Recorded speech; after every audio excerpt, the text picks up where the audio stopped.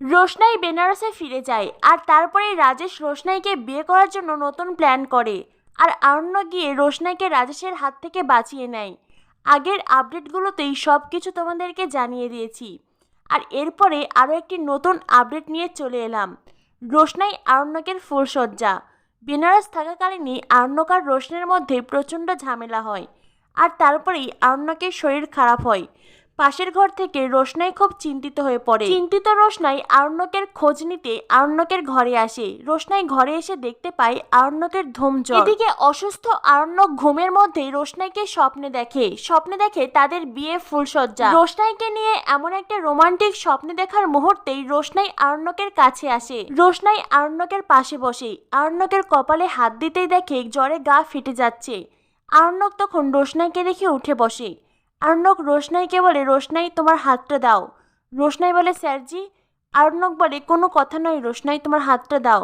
রোশনাই আরণ্যকের দিকে হাত বাড়িয়ে দিতেই আরণ্যক রোশনাইয়ের হাত ধরে বলে, রোশনাই তুমি আমাকে ছেড়ে কখনো যাবে না তো? সবসময় আমার এই হাত ধরে রাখবে? আরণ্যকের কোনো কথাই রোশনাই বুঝতে পারে না। রোশনাই আরণ্যককে বলে, স্যারজি যখন আপনার শরীর ঠিক হয়ে যাবে তখন? আরণ্যক বলে, তখন কি হবে রোশনাই? রোশনাই বলে, স্যারজি তখন আপনি সব কিছু ভুলে যাবেন। আরণ্যক বলে, না রোশনাই, কখনো নয়। আরণ্যক রোশনাইয়ের হাতে নিজের বুকে চেপে ধরে বলে, রোশনাই, রোশনাই আই লাভ ইউ।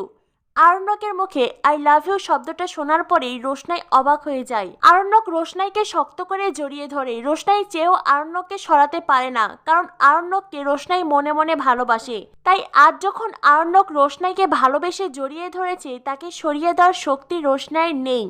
আরণ্যক রোশনাইকে বলে, রোশনাই আজ তুমি এই ঘরেই থাকবে। আমি তোমাকে নিয়ে খুব ভালো একটা স্বপ্ন দেখেছি আমাদের বিয়ের স্বপ্ন। রোশনাই বলে, স্যারজি এইসব কথা কেন বলছেন? অসুস্থ আরণ্যক রোশনাইকে এতটা কাছে পেয়ে সে গরিমাকে ভুলে গেছে। আরণ্যকের অবচেতন মন জুড়ে কেবলই যে রোশনাই। তাই তো সেই মনে আর অন্য কেউ নেই। আরণ্যক নিজের হুঁশে নেই। আরণ্যক রোশনাইকে শক্ত করে নিজের বুকে জড়িয়ে ধরে। আর এইভাবেই রোশনাই আরণ্যকের ফুলশয্যা হয়।